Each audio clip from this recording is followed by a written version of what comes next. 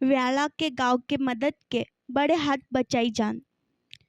एक तरफ जहां पूरे देश में नफरत की राजनीति चल रही है, हिंदू मुस्लिम को आपस में लड़ाने की कोशिश हो रही है, वही भाईचारा और एकता की मिसाल अकोला के व्याला गांव वासियों ने खास तौर पर सागर सोळंके, ज्ञानेश्वर डाबेराव और pulse 24 news reporter Aleem Shaikh ने पेश की। 13 मई को लगभग 12:30 बजे रिलायंस पेट्रोल पंप के पास एक कार पलटी हो गई। जानकारी के मुताबिक तकरीबन 3 से 4 पलटियां खाई और 30 फीट दूर खेत में जा गिरी।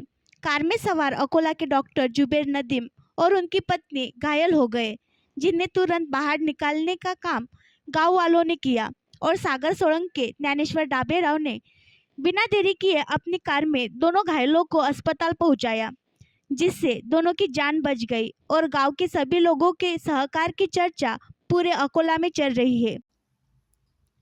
आणखी नवीन व्हिडिओ पाहण्यासाठी आमच्या देशमुख एक्सप्रेस न्यूज चॅनलला सबस्क्राईब करा, लाईक करा आणि शेअर करा।